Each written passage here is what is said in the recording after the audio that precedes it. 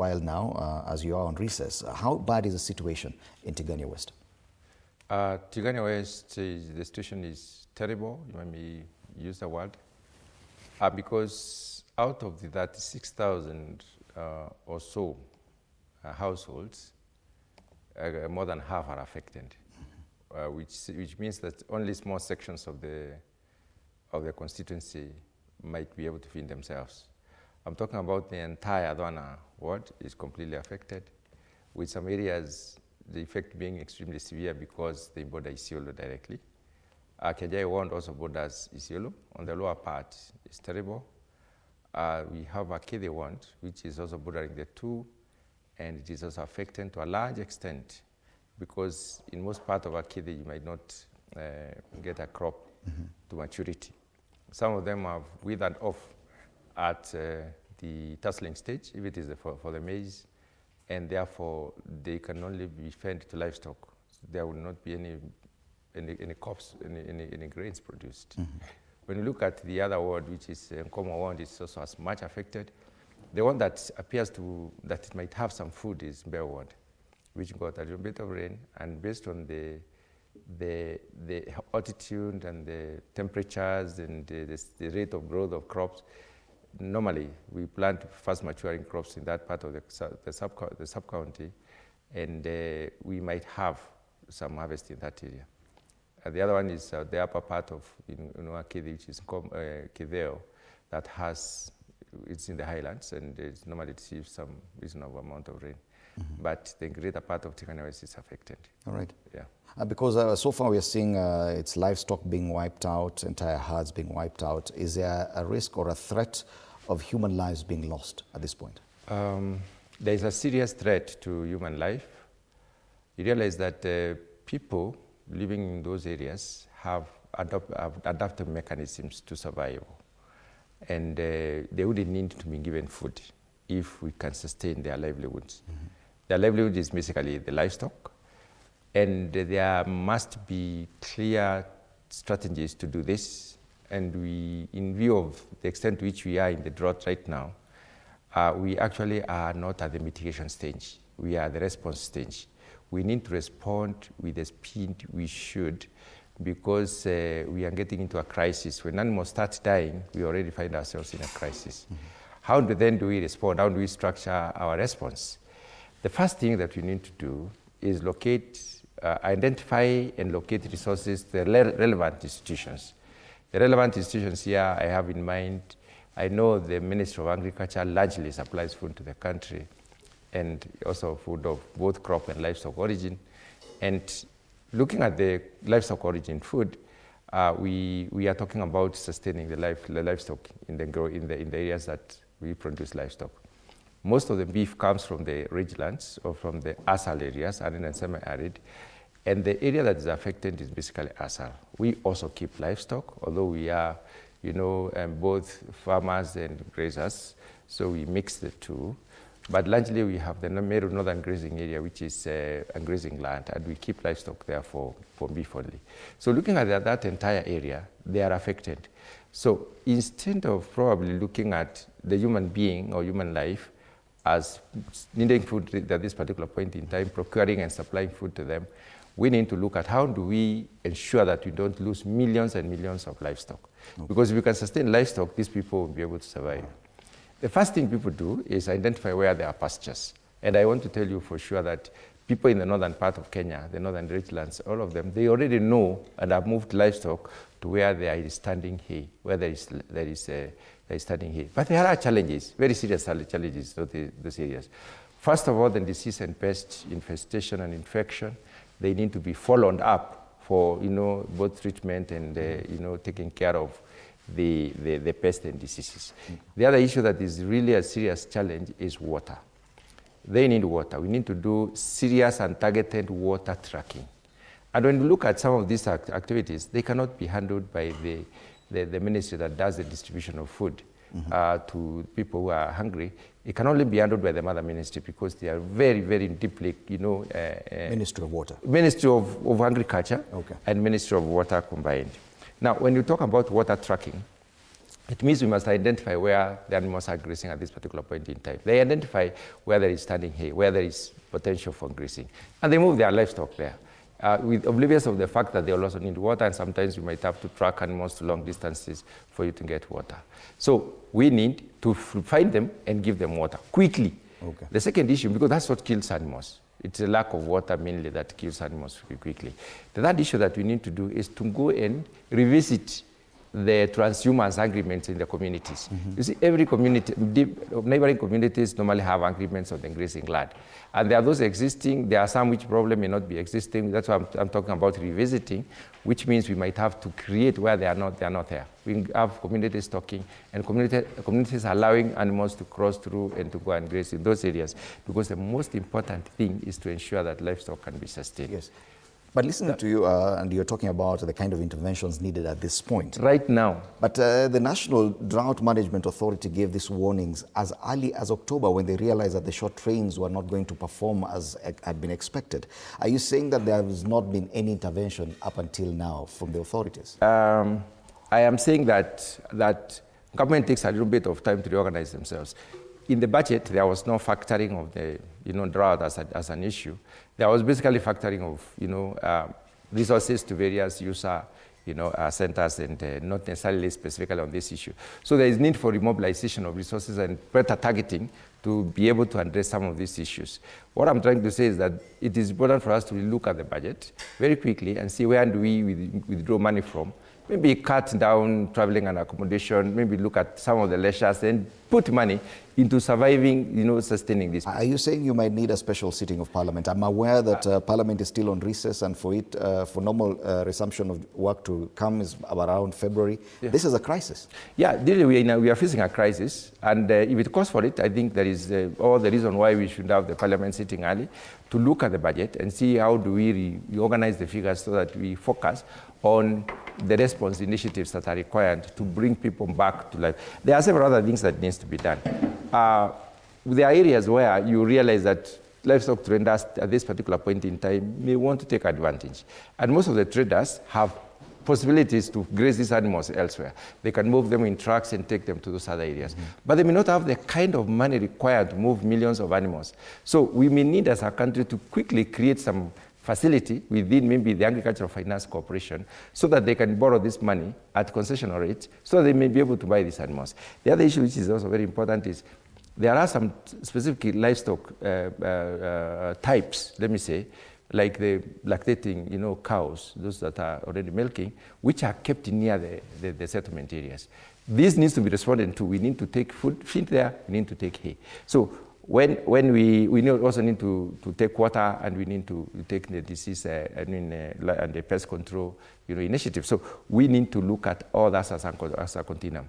And the best ministry placed is Ministry of Agriculture, specifically the Livestock Livestock Development State Department, and Ministry of Water. Looking at the dailies today, and it's only the Star that has a few images here of droughts, the raging drought wiping out livestock. We have images of cows, cattle, dead livestock here and there. Do you think that this crisis is being ignored to some extent by the authorities on one hand, the media on the other?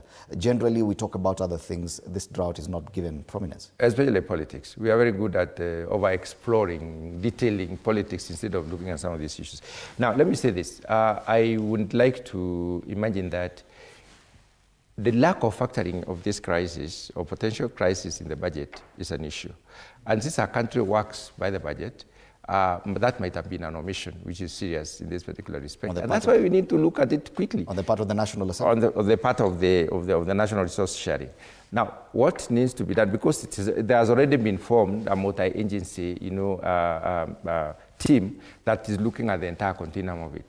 But it should not take too long in the boardrooms so that we may lose too much. We are likely to lose millions of animals. Okay. Even if it means grazing across the borders, we need to have this kind of discussions so that we can cross over the animals. Right. But we must follow them up very quickly with water. Mm-hmm. If they lack water, we are finished. Yet this issue recurs every year, the issue of drought, and it's discussed at the national level. Let's allow my other panelists to get into this conversation. Julius Ruto, MP Keses, Happy New Year na karibu sana. Happy New Year, my brother. Thank you. We are discussing the drought situation, which curiously is not getting as much attention at the national level.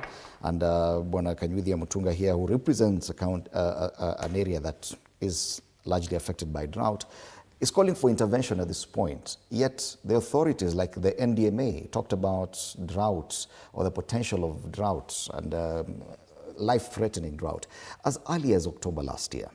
And we do understand government bureaucracy may take time, but you also agree that even the National Assembly, he agrees, by error of omission, failed to budget for this. Don't you think that that is a failure on your part as a National Assembly in general? Because this drought recurs every year. First of all, thank you so much for this morning discussion. And we are putting up a weight issue on the situation of the nation as part of the country is now facing the risk of absence of waters, which are very critical in the human life, not only in animals, but human life. Speaking from your point of view, probably we might have to look at exactly the spread of the budget. In this country, we have several agencies that are focusing on the same thing. If you look at the State Department, look at the budget lines, definitely you will see interventions, PP on agriculture, the issues to do with diseases, pest to control. You'll also see some, because I'm informed that NDMA is now working on procuring services of drilling boreholes around those areas. The biggest challenge we have as a nation is the basket that we are sharing among critical departments. The discussion we had during the budget period, it focused so much on education. If you still remember, that education is underfunded. And it became a huge discussion. But the critical discussion that we don't look at it so much as a nation is the size of the basket that we are sharing. Such that basket, even if you give today to the State Department as a block, even for them to sit down and allocate the critical lines that support the ministry, focus, the primary focus and objective of the ministry, still at the end of the day, by the time it gets down there to the ground where it's supposed to be spent, that money is no longer visible. That tells us we have a huge challenge in our revenue basket. We have a huge challenge, a huge challenge. We also need to look at the counties that comes from that point of view, from that end. Remember the essence of devolution? It's also to go there, the situation around there, because we have 47 counties with unique characteristics, unique challenges. The monies that we struggle to agree with counties in terms of division of revenue, it has grown from 300, it was 200, now we are doing almost 500 billion. We also need to have a discussion around there. As we are looking at the big brother from the government point of view through emergencies, because now emergency will be triggered, all those funds, what immediate primary intervention as our county governments focus on it? So it's something that we have to look at holistically as a nation, and that as we are saying, at such a time and a moment, the kind of leadership we have are leaders with knowledge. They are knowledgeable, they are trained. Most of them have gone to school. They understand the issues of governance and the issues of the people. The leadership is about the people. So we still have a lot of challenges and questions that we must consolidate together so that we move together as a nation. Right. Yes. But this is a leadership challenge, especially to members of both the National Assembly and the Senate, and we're privileged to have Senator Joe Nyoto of Murang'a with us this morning. Senator, it's good to have you in studio. Happy New Year. It is your first instance on Morning Cafe this year. Oh, welcome. Senator, you found us talking about the drought situation in the country. According to the National Drought Management Authority, at least 13 counties are in severe crisis. Some of the neighboring counties like Meru, where Dr. Kanyuthia Mutunga comes from, are already affected, but 13 are already exhibiting serious crisis situations and life-threatening as well. Now, we're just trying to examine the role of the National Assembly and the Senate in as far as ensuring that drought mitigation measures are in place through budgeting processes, through devolution, and through the allocation of funds as well. Do you agree that for a crisis that keeps recurring every year, we are a bit too slow to respond? And right now, both houses are in recess. and a crisis is actually brewing? Thank you, Fred, and Happy New Year to you and all the viewers and my colleagues here. It is true that this is my first show on this, on this show this year, and we thank God for His grace. But talking about the drought situation in the country, actually, this is something that we have been talking about so many times. I personally have said that food security is one of the most important. It should actually be the priority of this government. It should be the priority of every leader. And I've had occasion to argue with especially those that support the government, because I've said it's very important that we see what can be done to reduce our reliance on rain-fed agriculture. And what I'm trying to say is, and the government side has always argued, no, see, we have brought the price of fertilizer from, 7,500 to 2,500, and that is the only mitigation that you'll hear them talking about. But then that is a temporary measure. The real solution to recurrent drought, Fred, is to invest in harvesting of rainwater, and that is, construction of dams, because most of the asals are actually arable. They only need water. We can irrigate and we can be food secure. You don't have to rely on rain for our agriculture, especially for our foodstuffs. And this is something that we must address. The other question that we must ask ourselves is, we have, foodstuffs being distributed by those that support government throughout the year in areas actually that may not need that kind of assistance. And this is relief food. So we must also examine the place of relief food in our country. Why do we actually have that particular provision of relief food? Is it food to go and bribe voters? Is it supposed to go and, seek for political support? Or it is actually supposed to, or it should go to what it is supposed to do, which is mitigation against drought. That is why it's relief food. So what my colleagues here should tell us is how much do we have in store for relief food, because it needs to get going to these counties sooner than later. And if we do not have enough, why have we been distributing foodstuffs, especially where we want to win political support? So for me, these two things are very important. Have we invested? Are we always talking about construction of markets, affordable housing, while we have not done enough? What about the counties? What is their place in this, as far as responding to such crisis? Thank you. For counties, of course, they have an emergency fund of about 2% of their, gross resources. And so counties also should not be left behind. But you see, that is, just response, emergency response. Otherwise, counties also, anyway, agriculture is devolved also. Counties should also see to it that they,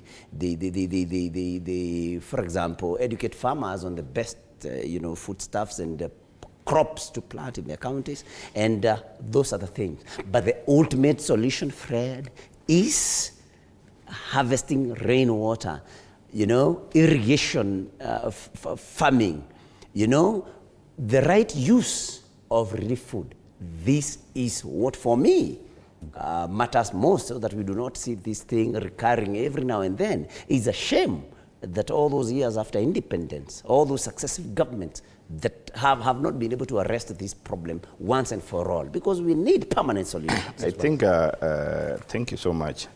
The unfortunate part of coming into such a discussion with an opinionated mind, I think the discussion was very objective. What does Parliament has to do to ensure during resource allocation we refocus on such critical challenges?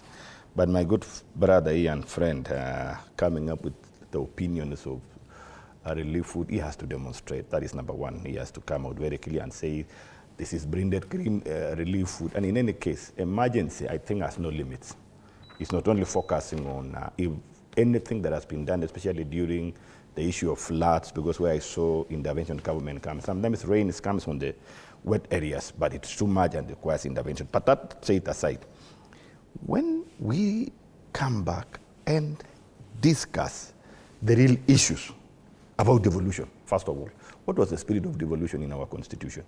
Because there before the new 2010 new constitution, there were a lot of disparity and inequity. And because the counties at the asal areas, more so in the northern areas, the North Rift areas, they were left behind because the little resources they were asking for was life support, not even infrastructure.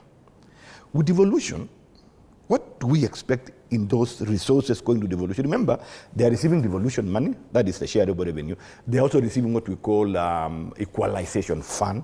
They also had a support through indirect from non-government support system.